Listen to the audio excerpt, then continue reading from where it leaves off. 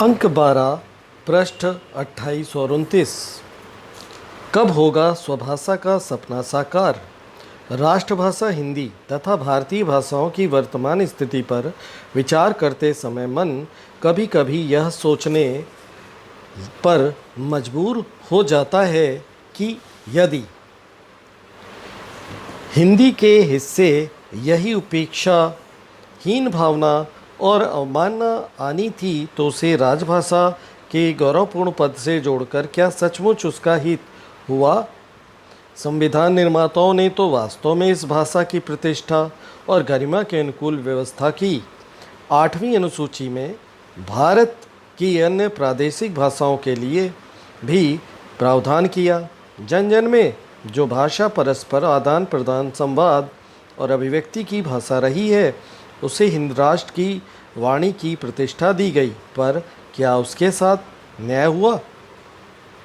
हम ये कहते नहीं अगाते कि हिंदी से हमारी अस्मिता जुड़ी हुई है, हमारा राष्ट्रीय स्वाभिमान जुड़ा हुआ है।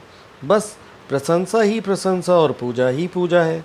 हिंदी की स्थिति हमने पत्थर की उस मूर्ति के समान कर दी है जो मंदिर में स्थापित तो हो गई, उसका गुणगान भी हो रहा है, कीर्तन भी चल रहा है, परंतु उसमें प्राणों का संचार करने के लिए, उसकी व्यवहारिक आरती उतारने के लिए और उसे दैनिक कार्य व्यवहार, विचारों और सोच में समाहित करने के लिए हमने इतने वर्षों में क्या किया?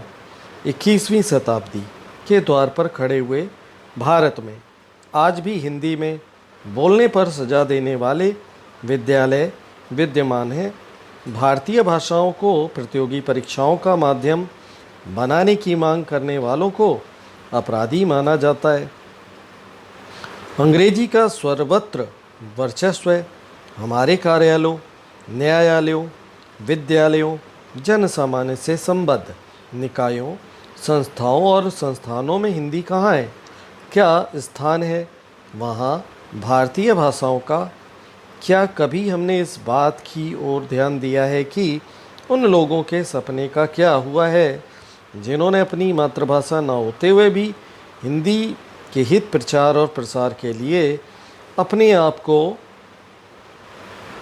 समर्पित कर दिया था? स्वराज के साथ स्वभाषा का सपना देखने वालों का सपना क्या बिखरता हुआ नज़र नहीं आ रहा है? क्या मान दे पाए हम उस सोच को?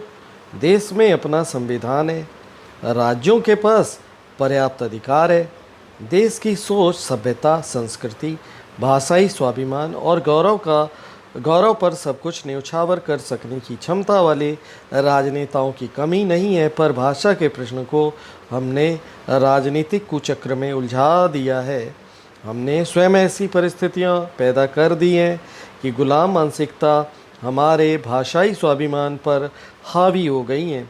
भाषा संबंधी अधिनियम, कानून, नियम, संकल्प, अधिसूचनाएं, आदेश एवं निर्देश तथा मार्ग निर्देशन संबंधी सिद्धांत कागजों की शोभा बढ़ा रहे हैं। उन्हें कार्य रूप में लाने के लिए हमने यथासंभव तथा तकनीकी कठिनाई जैसे शब्दों की सुविधा खोज ली है। मंत्रालयों, विभागों, कार्यालयों और निदेशालयों में राजभाषा विभाग है, हिंदी विभाग है। हिंदी के कार्य के लिए अधिकारी, कर्मचारी, अनुवादक आदि हैं, परंतु उनके लिए न सुविधाएं हैं, न उनके पास अधिकार हैं और न उनकी कही सुनी जाती है।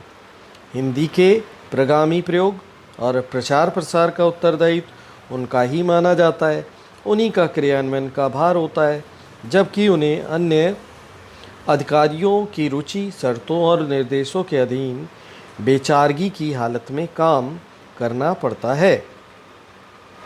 जिस माहौल में उन्हें काम करना पड़ता है वहाँ हिंदी को मात्र अनुवादी स्वरूप ही मिल पाता है। मूल कार्य अंग्रेजी में होता है। हिंदी का रूपांतरण खानापूरी के लिए संसदीय अनिवार्यता के कारण अथवा द्विभाषी आवश्यकता की पूर्ति के लिए कराया जाता है। पूर्ण विराम।